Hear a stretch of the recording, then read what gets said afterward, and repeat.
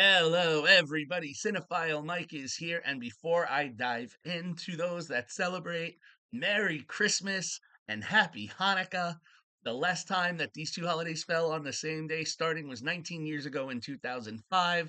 So I'm sure all of you Brucey fans out there will be happy to hear me say Merry Christmaka. It is day 30 of Award Season Review Season 3, 97 reviews in 97 days, covering many of the films up for awards contention this season. As some of the films I'm reviewing are still in theaters or may be awaiting a re release, all statistical information I am providing to you is current within 7 days of recording and posting. This includes the critical response, the box office information, insight into its awards run so far, my predictions on nominations and wins based on the point within the season, and as always, these reviews are spoiler free. Also, please make sure you check out my website, cinephilemike.com, where you can find the ever important, beloved, and informative Where Can I Watch It spreadsheet 2024 edition, where you can track all of the nominations and wins for the films, as well as see how to watch them. So, we are now in our fifth theme week, and it is Feel Good Week. It's the holidays, we're feeling good. For me, feel good is a very subjective term, but a good feel good movie is any of those that after you watch it, it's touched you in some way, made you feel a little less heavy than you did before. And even if it's a little sad, sometimes we have to go through the sad to feel better at the end. So all the films I'm talking about this week have been nominated somewhere this season. Perhaps they've already had some wins, or maybe they're awaiting to see what's coming. And I figure what better film to discuss today, given the day, is Netflix's That Christmas. That Christmas, directed by Simon Otto, comes from a screenplay by Richard Curtis and Peter Soder, with some additional dialogue from the Dawson brothers, which is based on three short stories: The Empty Stocking, Snow Day, and That Christmas. All three written by Curtis and illustrated in their print forms by Rebecca Cobb. Now, as this film was released directly to Netflix, there is no box office information for me to talk about, but the film has received some response on Rotten Tomatoes. From 41 critical reviews, the film has a 66% approval rating and a slightly higher popcorn meter score of 74% from over 250 audience reviews. The film recently landed on this season because it was just nominated for 6 Annie Awards, the Animated Film Awards. It is nominated for Best Feature, Best Direction for a Feature, Best Character Design for a Feature, Best Music for a Feature, Best Production Design for a Feature, and Best Storyboarding for a Feature. It was also nominated for Best Original Score for an Animated Film by the Hollywood Music and Media Awards. Well, what is it about? Christmas is coming to the small English town of Wellington-on-Sea. In one home, we meet twin sisters, Sam, voiced by Zazie Hayhurst, and Charlie, voiced by Sienna Sayer, who tend to fall on the two sides of the naughty and nice spectrum. Although, as we follow, we will see that it isn't as black and white as it might be.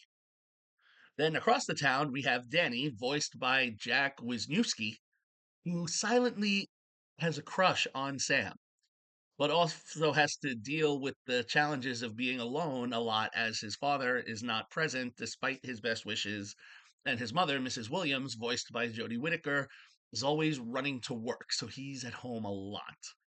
And through a funny miscommunication on a snow day, he ends up forming a unique relationship with Mrs. Trapper, voiced by Fiona Shaw, his teacher who has her own fair share of secrets and is not necessarily one to crack a smile despite the holiday. Also amongst this is Headstrong Bernie, voiced by India Brown, who is tired of the traditional Christmas that occurs every year. And when she is left to care for her younger sister Evie, voiced by Bronte Smith, and her friends, the younger children of her parents' friends, a series of events will leave the children alone without their parents on Christmas morning and allow them to have the Christmas they want. And again, as we follow these three separate storylines and see how they all come together with one great climactic search, is helped along a bit thanks to our friend Santa Claus, voiced here in the film by Brian Cox. Gorgeously animated, this isn't bound to become like the next big holiday film, but it provides enough of the feels to have a special place in the homes for the season. Similar to what he did with Love Actually, Curtis winds varied storylines together with satisfying conclusions despite the dire circumstances he sets up in the third act.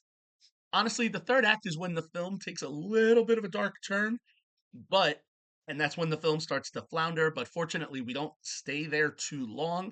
And when everything really, kind of wraps itself up, it's like it wraps you up in a nice little warm blanket around your shoulders. Now, of the three storylines, the one involving Danny will tug at the heartstrings the most and made me feel the most good. And it will play out in well, we've kind of seen this before, but there's a warmth to it. With Dusky and Shaw as Danny and Mrs. Trapper have really nice performances together. The twist that comes about in the Sam and Charlie storyline is also quite clever because it puts a unique spin on what we define as naughty and nice and what we do for one another. Of the three, the one with Bernie and the friends is a little bit of the weakest one, even though some of the scenes with the parents provide some of the biggest moments of levity.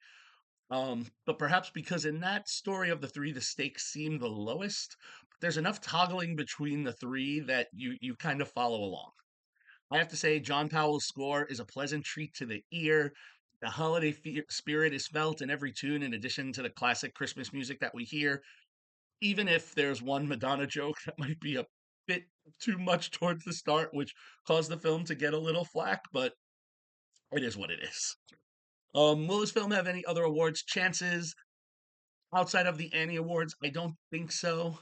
Maybe because it's Richard Curtis, we could see it possibly pop up at in the BAFTA nominees for animated films, but it's tough because this year animation is a really strong category with films like Inside Out, Moana 2, The Wild Robot, Flow. So you don't know.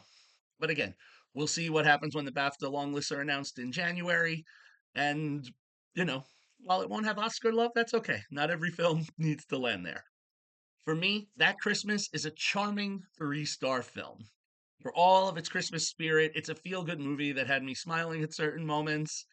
Is it as charming as other holiday staples? No, but if you're looking for something new, this is one of the better new Christmas films in 2024 that I've seen. So That Christmas is streaming exclusively on Netflix if you'd like to catch it.